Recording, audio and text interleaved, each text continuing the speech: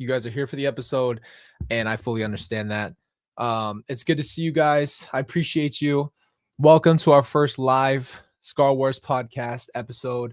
Tonight, what I'm going to be doing is just introducing a little bit of things that I'm thinking right now.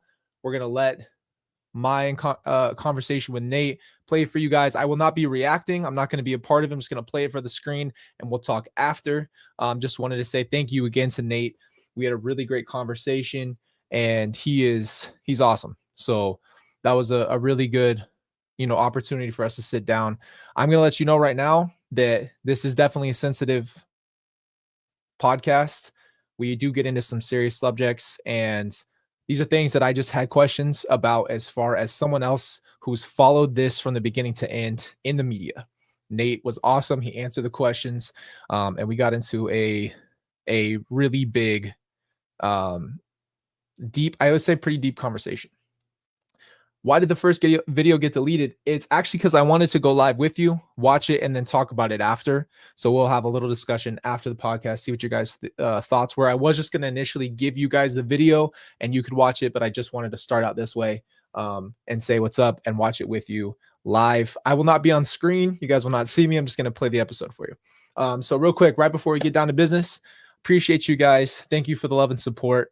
And again, I appreciate Nate for doing it.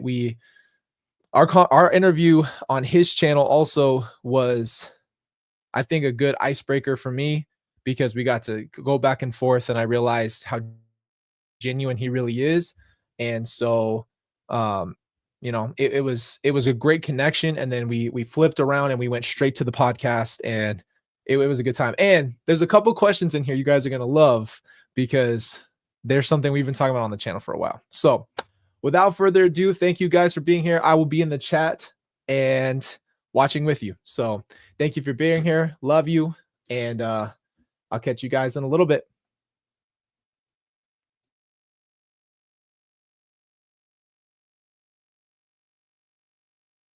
Everybody, ladies and gentlemen, our special top tier guest is here with us today.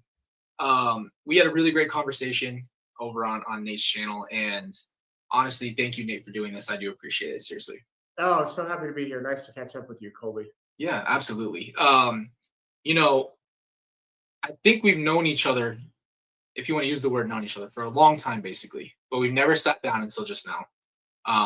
And really what I wanted to ask you and kind of the thoughts that have gone through my head is I kind of looked up a little bit of your resume. It just kind of popped up when I was searching for you, right? Mm-hmm. And I guess my number one question that I've always wondered was, what was your reaction and thought process when this first came across, let's call it your desk, when you first heard of this case and what's going on there? I really want to know. Yeah, I remember. It was a Friday, I think the Friday before Christmas. And I was out on a story, and my colleague, his name's also Nate, called and said, we just got a release from the Rexburg police about 2 missing kids, but this is different. Like, this is an in-depth news release about 2 kids that no one really knows in Rexburg. Because normally, when kids disappear, you find neighbors or friends or, school classmates, people know them, and no one knew who Tyler and JJ were. And so we posted the story with their photos, and it blew up on our Facebook page. And that night I had an event in Rexburg that I was going to. And so I called a couple of police sources, and on the way they were pretty tight-lipped, which, I was kind of surprised. I thought that I might get something out of them. And one of them said, picture the craziest story you've ever covered times 100. And I'm like, wow. What? Yeah. And he goes, I have a feeling that if there's some young reporter that really dug into this, they could end up on Dateline or something, which, they're not going to be the case, but wasn't the plan in the beginning. And so I went to this event, and after we had an intern at the time, Eric, who was working with us, he messaged me all this stuff that he'd found out about Charles and Tammy, and it was just like a fire hose of news. And it's like, wait, what? And your name came up because, he had found that you were in the family. Right. And then it just took off. So I'll never forget, like, key moments, like even weird stuff. like I remember going through a Wendy's drive-through to get Right. dinner when I was talking with one of the sources. So yeah, that's the moment that changed everything. And what's so crazy is like, you talk about Rexburg. Obviously, if you haven't been there, you don't understand how tight knit it is.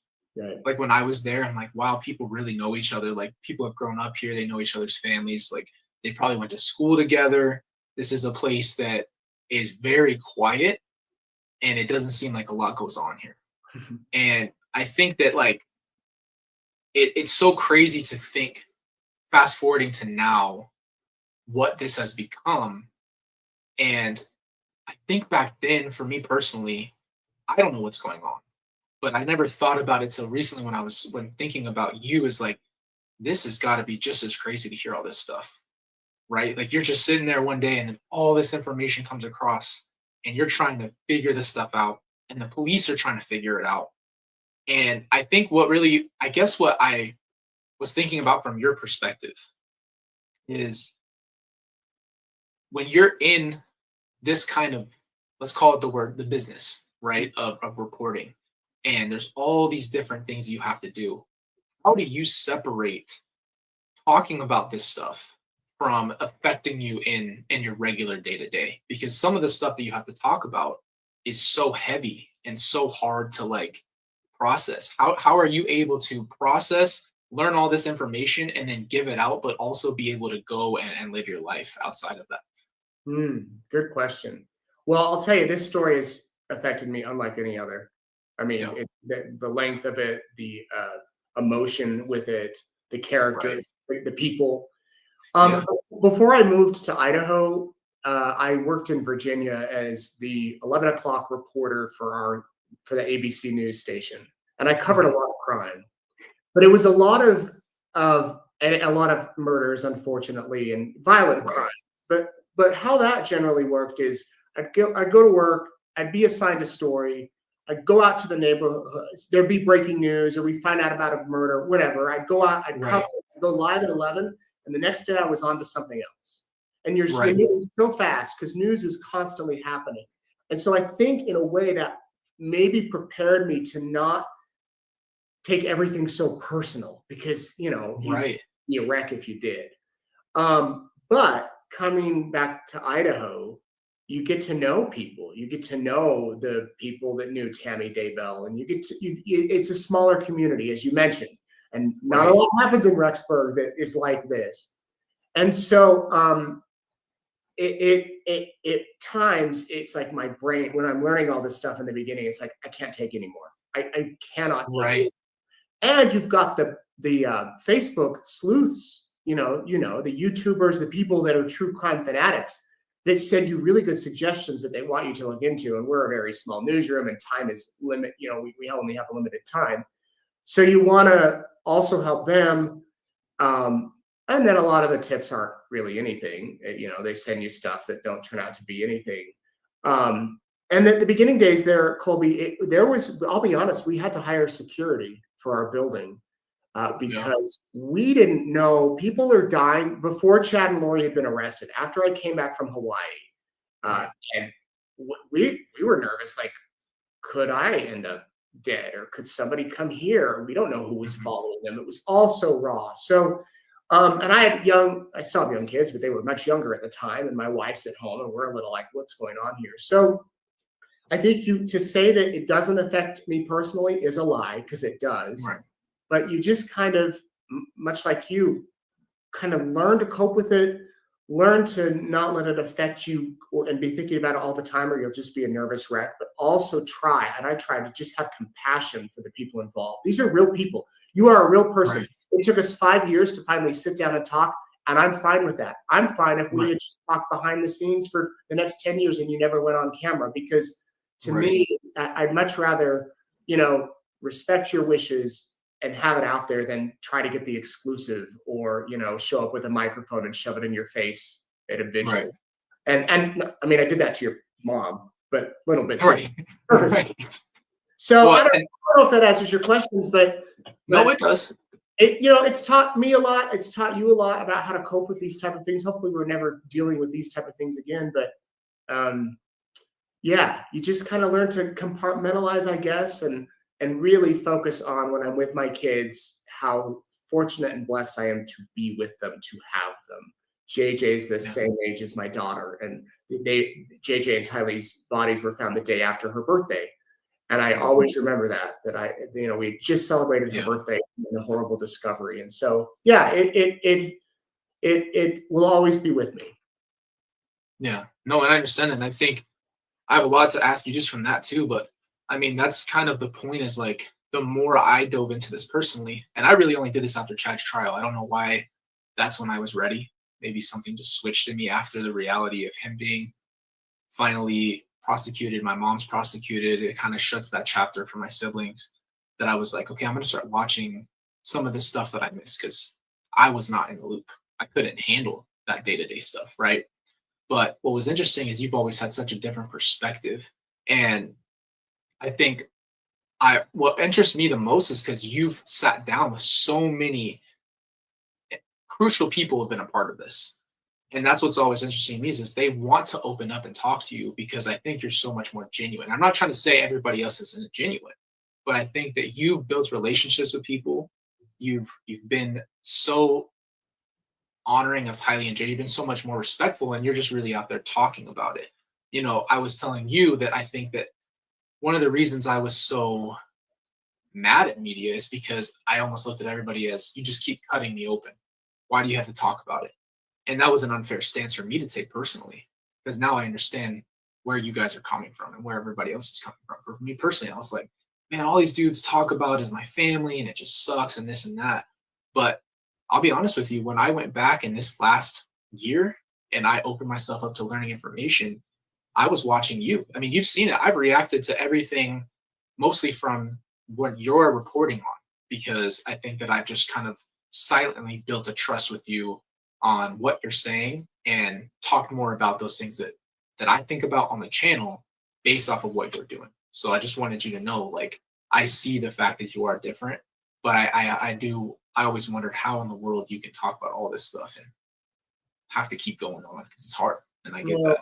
Well, I appreciate that. And I'm fortunate in the fact that I kind of get to choose what I do every day. So I get to choose to cover it. I would, I've had other offers to go to bigger news companies, and I don't like it. I mean, it's a pressure cooker. I get that they're under the stress of get it exclusive or try to get one-on-one. I understand it. Not that I agree with it, but all of us have a different style, and I don't want to come across as bashing them, but I've seen how sometimes the actions of one person in the media can affect the rest, and also you, of all people, are dealing with the loss of your entire family, and in a brutal way. So I appreciate your words. Yeah, absolutely. You did this touch on it, and it's something I was going to ask you.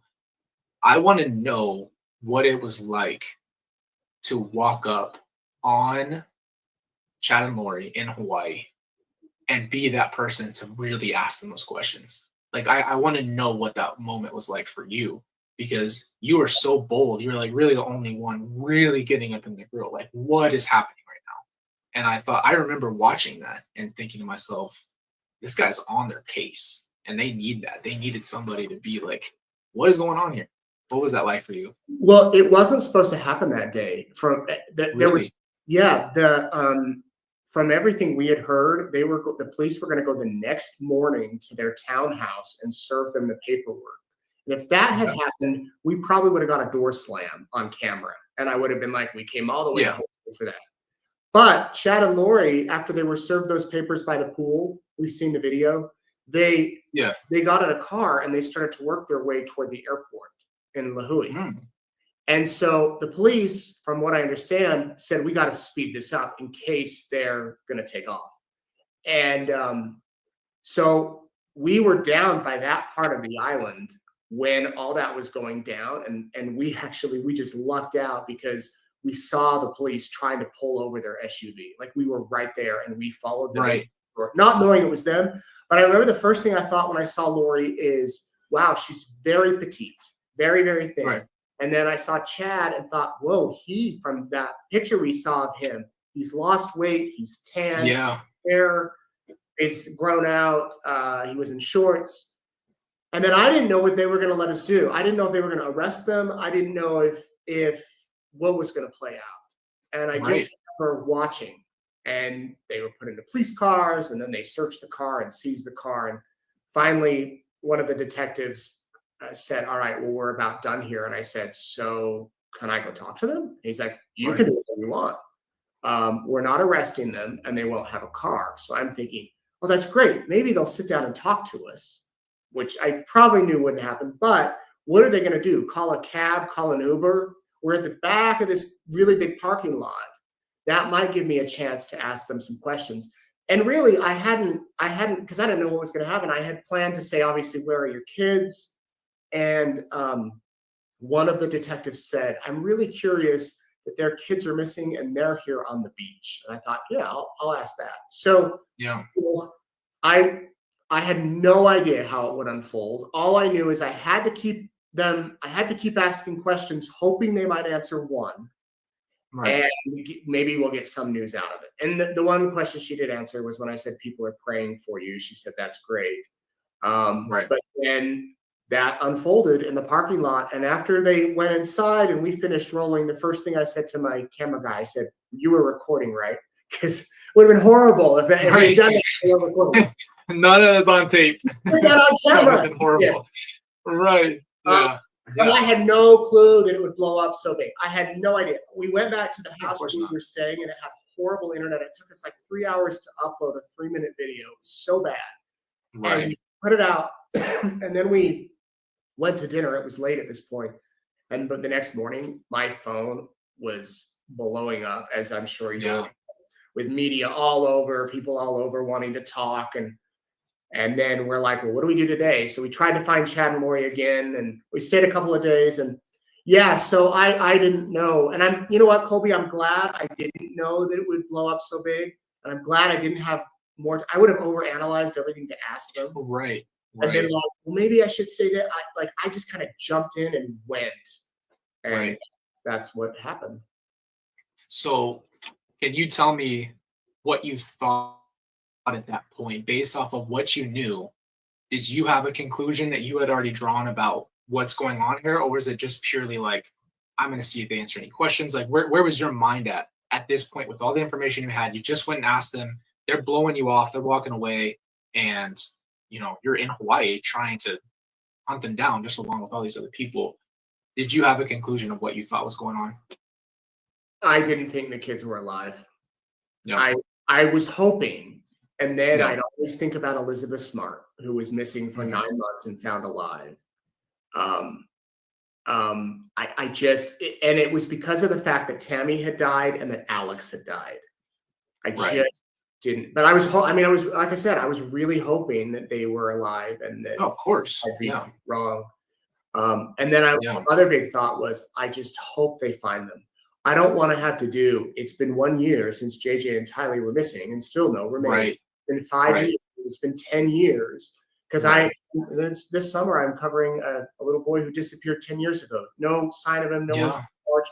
So you worry about that. But that was my main thought of. And knowing Lori now, knowing your mom now, seeing how she talks, I think had she sat down with me there on the island, she's charming. I mean, I think she probably could have done an interview and been like, I could have been like, okay, I think I believe. I think they are okay. Yeah, she's with me. Yeah, and I think that's what's interesting too, is like, if they would have given you the time of day, what would that have been like? And would she have been able to kind of convince you? Because she is. That's what messed me up. I did not believe her after the interview that she and I had, but there was a part of me that almost is like, man, like, is that even possible? Like, there's almost something about her that makes you question if it's true, just because she's so cunning in a lot of ways, and she almost speaks with certain convictions. And it just made me wonder for like maybe a couple minutes, like, could that even possibly be true? And I knew no in my heart, but my brain was asking that question.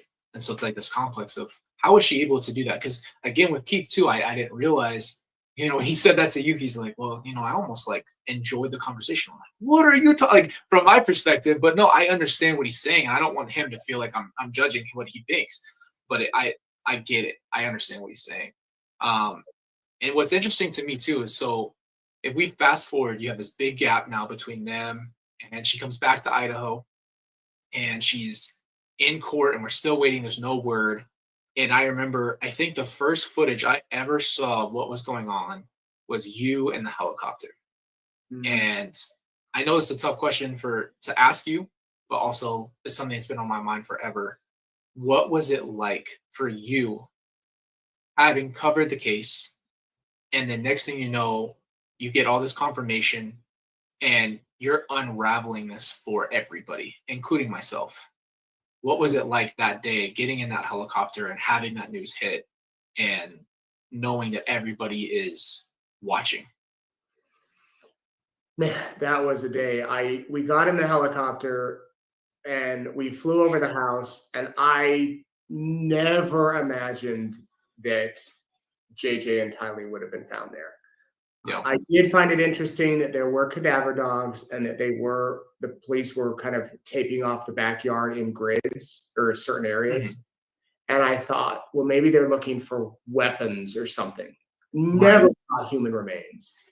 And then, so we flew for about an hour, and then I came back to my office, and then a lady called and said, Chad Daybell was just arrested, and I have it on tape. We're like, what? So she sends us the video, and sure enough, it's a quick drive-by of him getting arrested. It's a video that's been out there. And then someone called and said they just brought in a backhoe to the property. Oh my gosh. Like, what? And then I heard from a source that they had found human remains. And I'm like, what? No way, no way. And so we went back up in the air that afternoon, and you could see they had focused the digging on 2 spots. And then that night, they held a news conference saying that the remains of 2 kids had been found. And, you know, to be honest with you, Colby, that day was adrenaline. It was not promising. It's like, go, go, go, go, go. And I got home that night, couldn't sleep. And it wasn't a few days later, they helped some community members put together this beautiful vigil with blue and purple balloons and notes. And my daughter asked to go. And I'm like, I don't know. She was, I think, 8 at the time. And I'm like, I don't know if I want to mix work. But I said, okay, you can come. I remember seeing her holding the candle. Right. And that night when I went home and I got in the shower is when I actually cried. It's like when it all hit me about JJ, Tylee, my daughter, you know, it just kind of everything collided. The relief that they've been found, the sadness of the conditions, also the overwhelming feeling that now this is a massive murder case, and also it's COVID. I mean, just the rough year already. So the whole thing just hit me and really I broke down in the shower that night. And then the next day, the autopsy, they confirmed it was JJ and Tylee. So yeah, that was a day, but a good sad day, just simply because we had the answers, and that your siblings weren't buried somewhere in Yellowstone where they would never be found. Exactly. And I think you brought it up earlier. I've watched videos of cases of people who have never found the person who's missing. Or if they do, it's literally 20 years later, someone finds them in a cave. And again, I can understand. For me, it was, as heartbreaking and life-changing as that was, it is better to know, because at least you can grieve.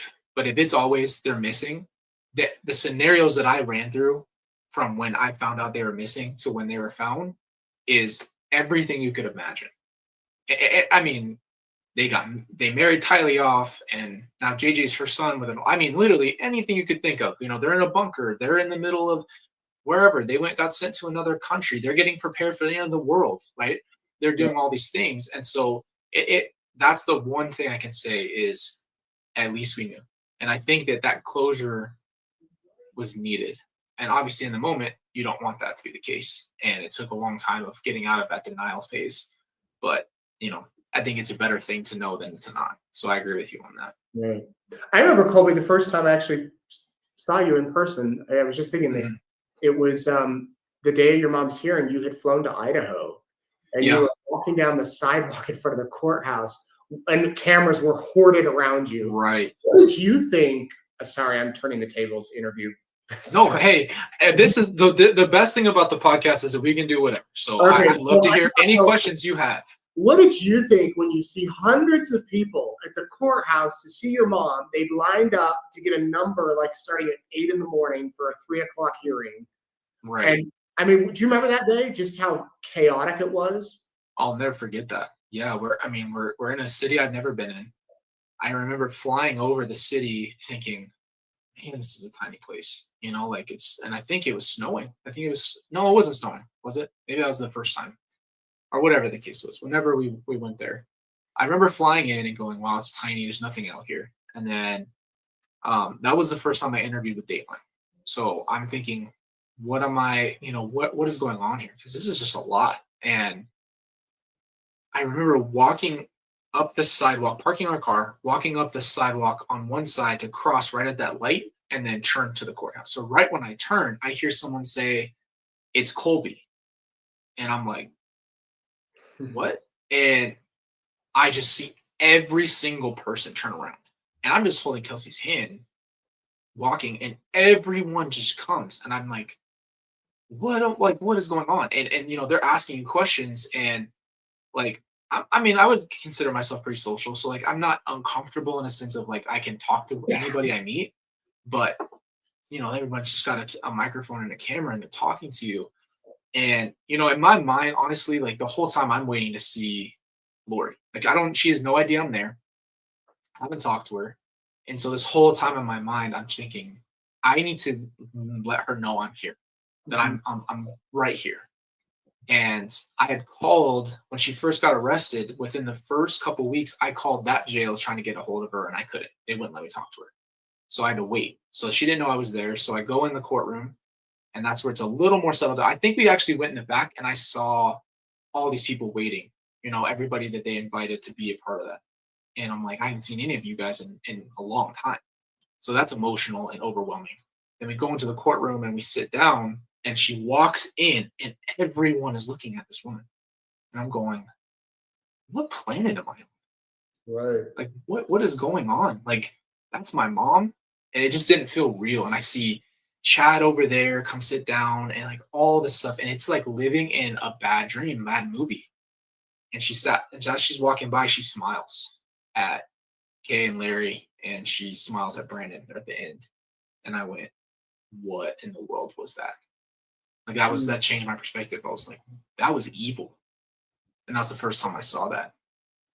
Yeah. And then when we left, we walked out one door, and I think someone said, let's just go out the front because everyone's at that side door. We're going to go out the main door. Right. So I'm like, okay. They see us and I hear, they're going to the other door outside. So everyone goes to the stairs. So we open the door and it is Christmas morning. Everybody is just in one spot and we just get stopped. And I see people on the sidewalk and they're crying in the back. And I see a mom holding her baby and she's crying. And all these people with cameras and, Kay and Larry are in front of me, they're talking. And I'm just thinking to myself, is this real life? What am I supposed to do here? I don't know what is happening. And I remember, I think you asked me a question. I want to say you did. I know you were right next to me on this side, on my right side. I know Justin Lum also asked me a question. Who's there? Right. So I just heard people talking to me. I just heard my name. And mind you, I'm emotional. I'm not prepared to answer questions, but I tried to my best. And I don't even remember what I said. But after that, everybody kind of dispersed. I'm leaving. People are patting me on the back. And this one lady's in front of us talking about the whole situation. And she turns around and sees me and just hugs me. And I just I can't put into words what it's like to be a normal person and then all of a sudden be a part of this thing, but it's also so confusing at the same time. And like for me personally, I'm like, nothing matters right now more than finding out about Tyler and JJ. Nothing else. Like I don't care about anything else more than this right now. And we'll deal with everything else at another time. So it was weird. Yeah. It was a weird thing, you know?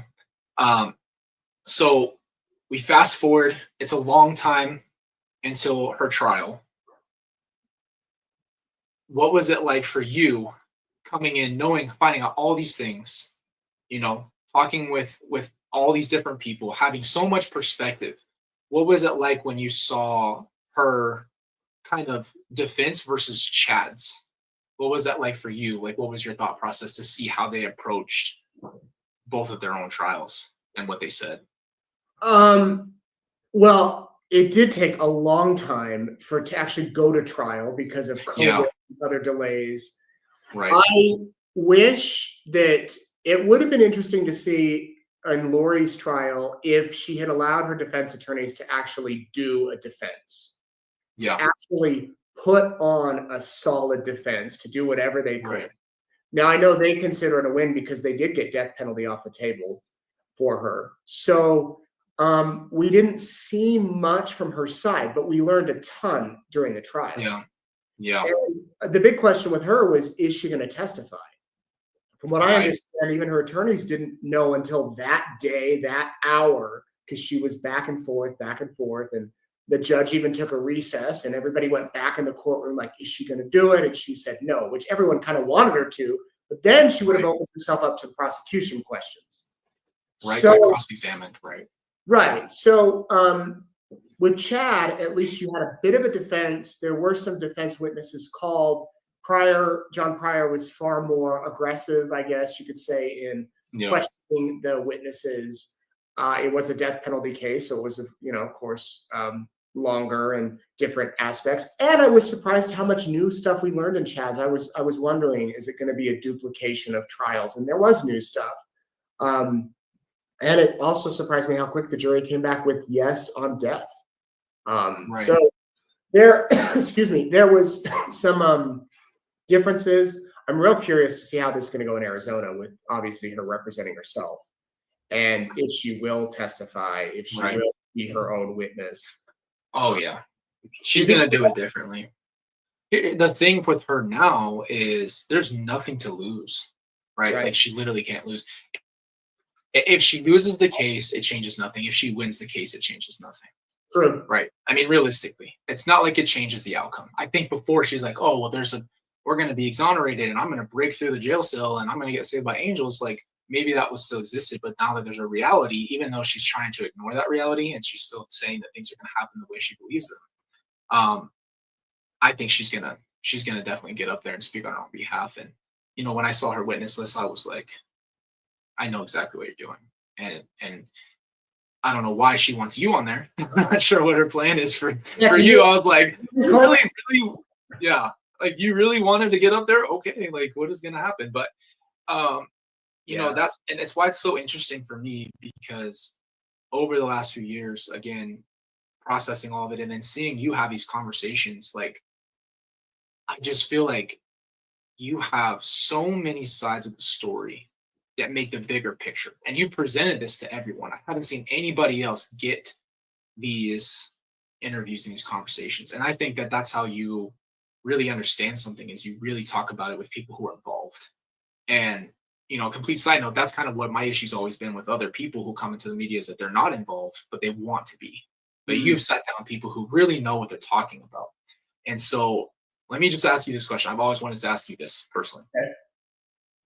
What do you think about everything that you've learned about the Chad and Lori belief system? Do you think that they really believe and are convicted that what they did was zombies and this and that? Or do you think that they truly were just selfish and wanted money? And do you think Chad led Lori or vice versa? There's so many angles. If you're comfortable with answering, I'd love to know just your own personal, what you think based off of all the information that you've got. I think Lori really believes it. Yeah.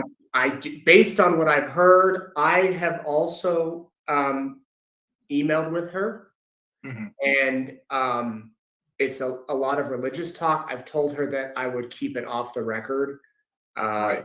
And you know, one day I hope to bring it on the record. But what you saw in the Dateline interview, what you heard with your interview, what you heard on her call with you back in the day, you know, matches what she's kind of told me. So I do think she believes it, but I also think there is a mental illness there, a delusion type something.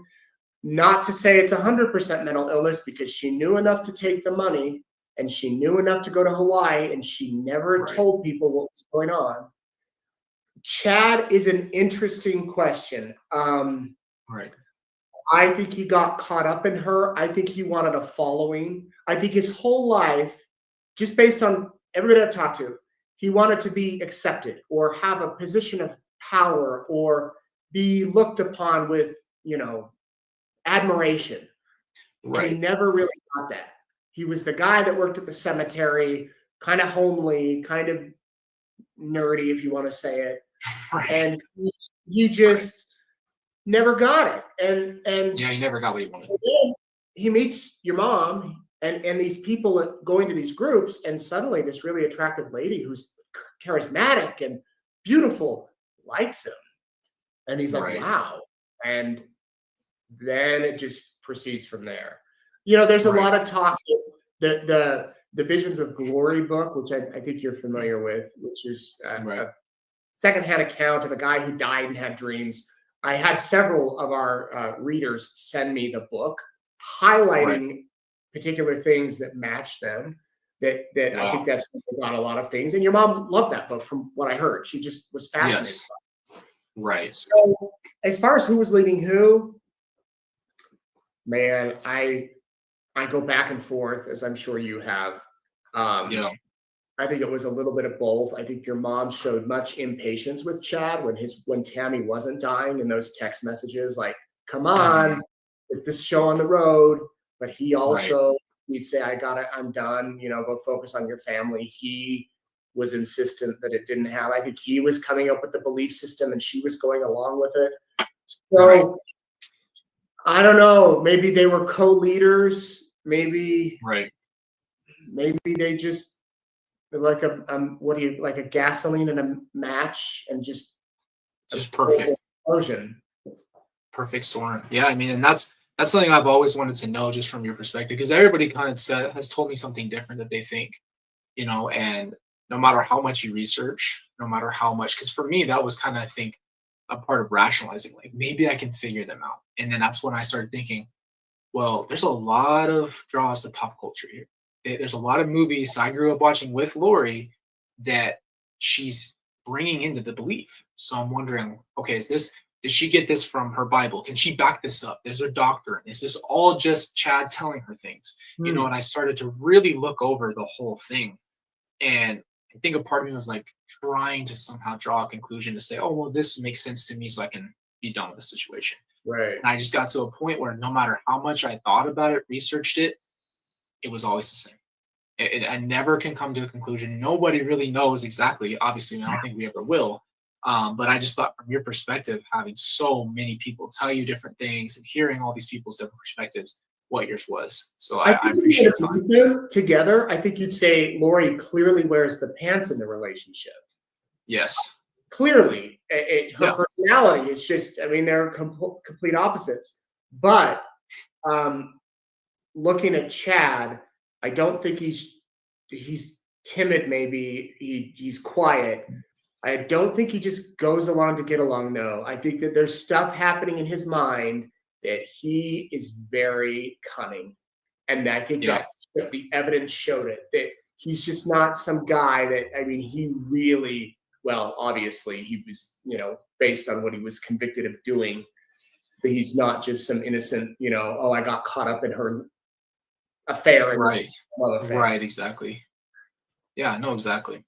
I think, again, with her still going through it, you know, it's just been one of those things where you have to keep processing it. And everybody who's been involved for so long is invested into it, because it's become a part of your life in some way, whether it's family members or friends of people, or even for someone like you who's been talking about it, has more of that connection, like you said, you've had all these different conversations with all these people.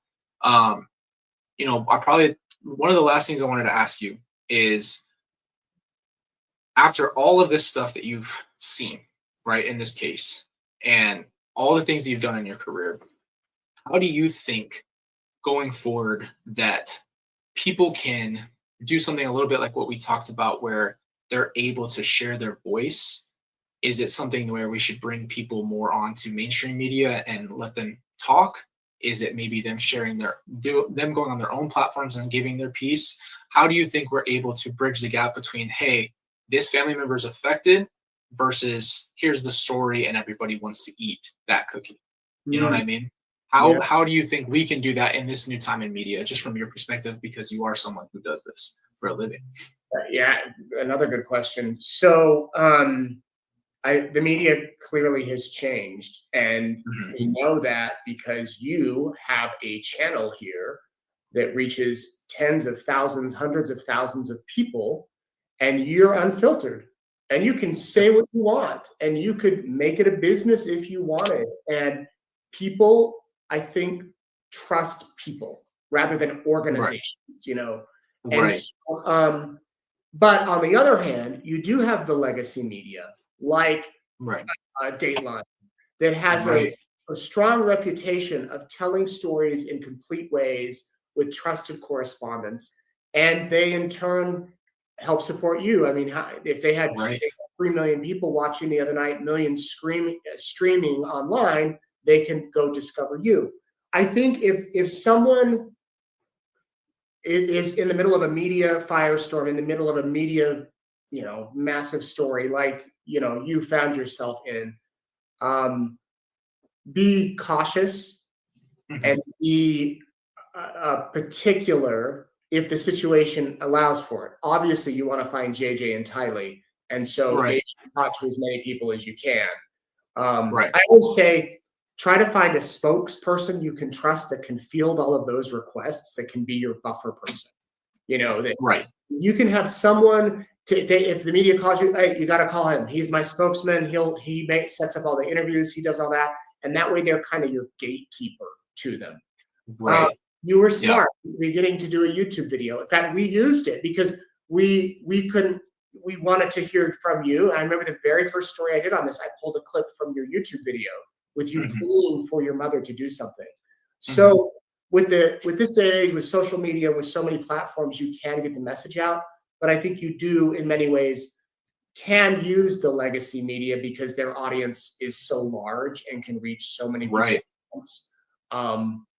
And I think people like this unedited conversation, Colby, the thing that you and I are doing. I think that people that are invested in the story, I mean, there's podcasts that go 3 hours for some. Exactly.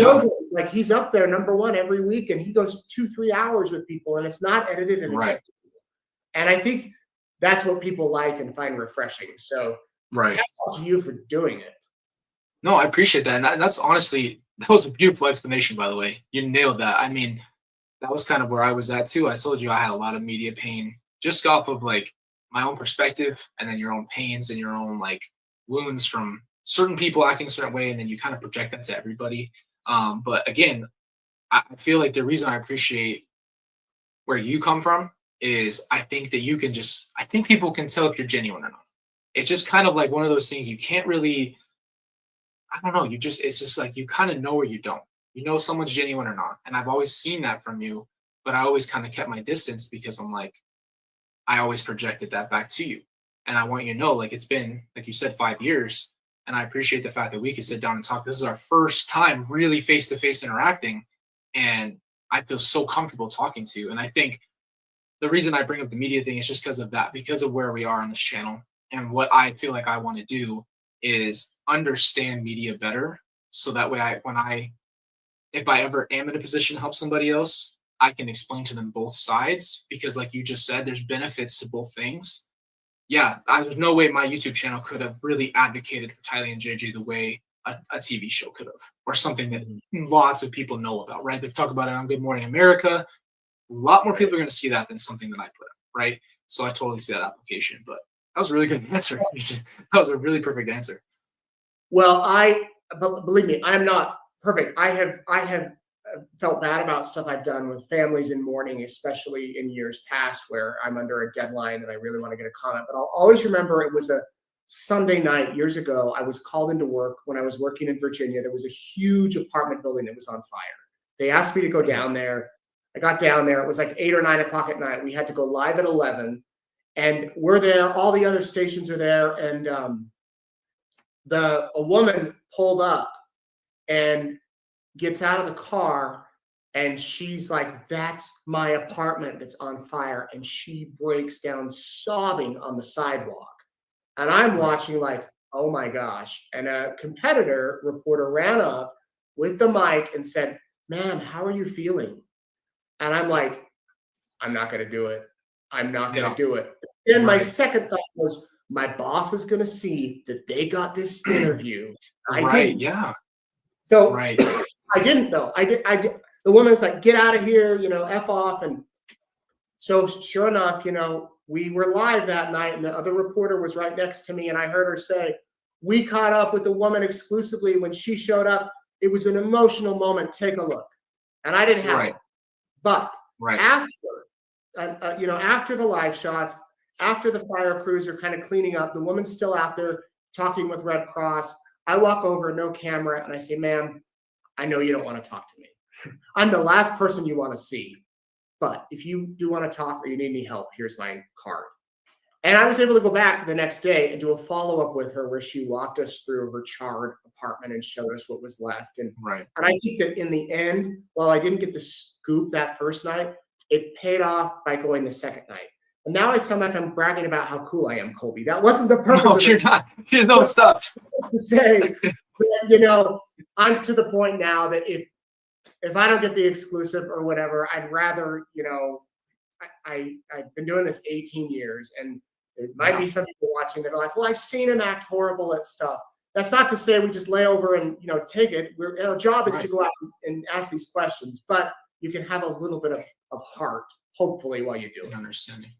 Well, and that's the reason why I asked you. It's so interesting to sit down with you because, like I asked you that question before, I don't think people understand what things are really like. And so for your position, you have something you need to get done, and it's hard because you have to nitpick and choose and this and that, and you just have to navigate with what's in front of you.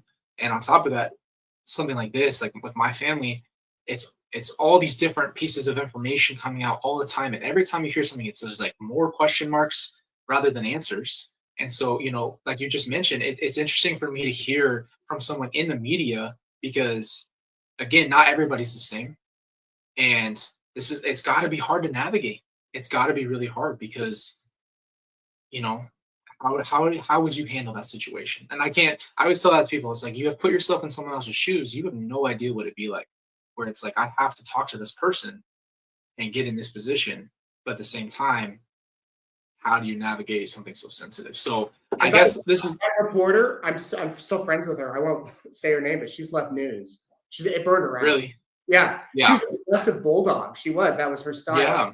She just left, and like I don't think I could ever be like a political reporter, stuff like that. No. Oh, you see them getting in the arguments and the conversations. And again, I think one thing that I've really learned, and what probably one of the last things I want to say too, as far as like when you were talking to like with Rob and Ray, and the way that you asked the questions and framed them, it was so, I want to use the word beautiful to watch, only because you can tell you're asking with a different kind of intention. And no matter whether it's your job or not, there's just the way you handled yourself in that. And I think I learned a lot because I've always thought, hey, I'm really great at having conversations, but interviewing is a skill. It's not something you just do. It's something you have to learn how to do. And, picking up on how you interact with them and handling someone who's telling you a sensitive subject. That was always my biggest fear. Is like, if I'm talking to somebody and they tell me something heart-wrenching, I'm gonna be in tears. Like, how do I split all those hairs? But I mean, for me, it really is. It's really interesting to watch and see you be kind of different. And I've really noticed that now rather than maybe how other people conduct themselves and how they kind of push for this and this. And now people, I can't tell you people have asked on the channel for me to sit down and talk to you. And I never thought it could ever go as smooth as this, because I don't think I could have went back and forth with anybody else as easily. So I think that I just wanted to applaud the fact that you were willing to come on here and answer those questions, but also I wanted to tell you that I do see the respect and the way you carry yourself when you talk about my family and you talk about these things, and you're who I'm tuning into. You're the person that I'm watching who's talking about this stuff and learning this information from. So I guess in a way I'm thanking you, because it's not like anybody else. And I think that's been a big deal for me, because from my perspective, I'm digesting what you're talking about. I'm digesting, what Ray is sitting across from you telling you. But to me, I'm learning about how someone else was affected by finding Kylie and JJ, so like to be in that room with those people the way that you do it, I just wanted to applaud that. Well, you're very kind. You really are. And it helps too that I knew Ray Hermosillo, I knew Rob Wood, I knew Jim Archibald, even your mom's attorney. I knew John Thomas. He lives down the street from me. I know all these people before this. Right. But you get to know these people and realize these are people. They're not just human beings. Yeah, you have people that we see on TV. They've got families, they've got feelings, they've got jobs, they've got everything that you and I have. And so, yeah, it's important to do that. But I appreciate you inviting me on here. I try not to be the story, but for you, I'm happy. No, I was. There's so many questions. I mean, we could sit here forever, but I just thank you seriously, because I know it's a big leap to get in a position like this where you're being asked the questions. But I mean, you answered everything that I had. I'm sure you and I could talk about everything in detail, and that's probably not for this episode. But including the shoe behind you, but we can save that. You love the shoe. He loves the shoe. If I take it away, it's a comment. People go, "Where's the shoe?" I'm like, "You really are worried about the shoe right now?" It's behind my head. I promise. You should move it every episode somewhere different. So it's like, oh, whoever can spot the shoe the quickest. It's an Easter egg. Yeah. It's just become a staple. Like everything else that's up here, the shoe can't go, or people are really mad for some reason. So we got to keep the thing. See you when I come to Arizona here in a few days. Well, let's connect if we can. I know you don't plan to come to the trial every day, and those days get nutty. But I hope to see you. No, absolutely, that'd be great. I'd love to be able to actually sit down and talk more. And I mean, if you're open to it, maybe again, there's another time we could talk about other things. But I think that after our other conversation and interview, do you want to plug the channel as well? Where people can find the interview? Yeah, thank you, Colby. Yeah, go if you haven't seen my interview, Colby, EastIdahoNews.com on YouTube. You can find it there along with all of our Daybell coverage. I think our video library is like up to 700 videos on this case, which is insane. But you can watch it there. And then, of course, we'll be live streaming the trial when it starts here very soon. Yeah. And that's where probably I'll be watching the majority of it is from you guys. I have to ask you one question that just came to my mind. Okay. Can you please explain to me, when you're in court, why the cameraman zooms in on the ankles? Please, I have to know. This is something that comes up every single time I watch. That's a good question. I'm glad you asked that, because so many people say that. So a lot of time, TV reporters will have to take the 30-minute hearing and cut it down into a 1 or 2 minute, what's called a package, where you pull out sound bites from the hearing, and then the reporter will track their voice in between. And when they're tracking, they need to cover it with video clips that aren't jump cuts. So what they'll do is, Lori Vallow might say, "Your Honor, Lori Vallow appeared in court today wearing handcuffs and leg shackles," and then they'll and then you get the shot. So that you can write to the video so that you have a variety of shots. Yeah, no, I'm so glad you said it, because I swear this is probably the last 3 times we'll be watching, and we're just watching the raw coverage for you guys, and then all of a sudden he goes, like, zooms in, and I just see the ankle and the foot, and I'm like, Colby, what are we doing here? Question. What is the reason for this? I'm going to address that on my next courtroom insider. You have to, please. I'm going to say that so many first question from Colby Ryan: why do we show her ankles? That's why. Yes. oh my gosh. And we'll watch it live, right? And like I'm watching it for the first time and I'm like, I don't know. I mean, and I knew there had to be a reason, right? I'm not like, there has to be something, but it's so funny. Everybody on the live chat is just, right. Why her ankles? What is going on? What is the cameraman thinking? I'm like, give him a break. And also, if she's nervous, if she's shaking, you can kind of show that. And you're limited in what you can show, especially and during the trial. Unfortunately, the judge wants the camera at the back of the courtroom, so we're going to see a lot of back of heads. And you can't zoom in on what's on her table, so you want to try to get a variety of shots as you can. Right. Oh yeah, that was another one question too. Is so from those perspectives of like, okay, I'm covering this on the lives. Is that something hard you guys have to navigate, or does it feel like, okay, well, just like you said, we're going to set up this shot specifically so that way she can't complain later on and say, Your Honor, they zoomed in on the desk, right? Do you think that it would get to that level, or do you guys just have to pre-plan around, hey, we'll just show the back, we'll show what we possibly can? Well, a lot of it depends on the judge, and some judges are very open to having 3 cameras that are robotic that you can have, in front of the defense, the prosecution, and on the witness stand. This judge in Arizona has told us, the media, you get 1 camera and it's at the back of the courtroom. And it's shared by everybody, right? Everybody pool. So Court TV will be the pool cam. So what we'll do is we'll show up with a little, it's called a live view, and we'll plug into a big box, and that's how we'll get the footage out from them onto our channel. Judge Boyce, for the other trials in Idaho, he just put it on his YouTube channel. So it's just on a judge-by-judge basis. Some judges allow it live. With this trial in Arizona, we have to wait 30 minutes to show it. So, and that's in case it is shown or something goes out that shouldn't, and it can be caught. But yeah, it just all depends on the, and, if it were up to me, Colby, we've had like 5 cameras in there. Everybody would be mic'd, nice lighting. Right. All the beautiful setup, and you'd have a mic on her whispering all her stuff. Right. Yes. Oh my gosh. Yeah.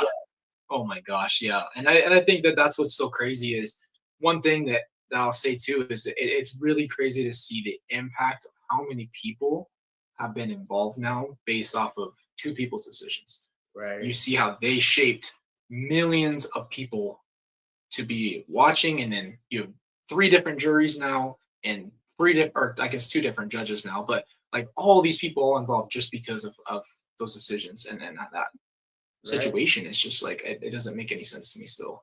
Right. And on the flip side too, how many people around the world were concerned for JJ and Tylee?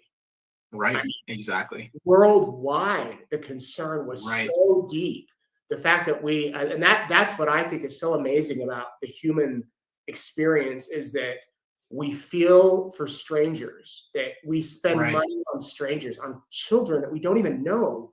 And we cry for them, and we hope for them, and hope for you, a sibling that people have never met, but they feel for you. So, but yeah, we also are interested in the bad aspect of it, but also there's so much good. Right. There really is.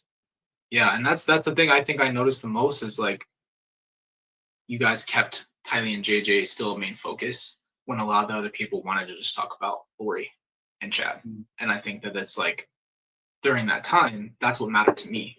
I was worried about Tylee and JJ. I'm not really worried about Lori's multiple husbands and all these other aspects of everything, so it is interesting to see how people conduct themselves, and I think that, again, I'm not going to just keep going in the same loop, but I just applaud the fact that you're so different. And honestly, thank you for just sitting down and talking with me. This is awesome. Like, it means a lot to me. I had a lot of questions for you, and thank you for clearing the foot shot. That ends it for me. I don't have to keep answering the question. I'm like, I don't know. I don't have the camera. Now you can text me every time you see a weird shot, like, why'd they shoot that? And have I'm literally just gonna text you, what is going on right now? Right. All right, Colby. Thank you. Thanks to all of you. Thank you so much. Yeah, I appreciate you guys. Thank you. We appreciate Nate, and you guys can catch the interview on East Idaho News. And thank you so much, man. Appreciate you. You too. All right. Appreciate you guys watching. That was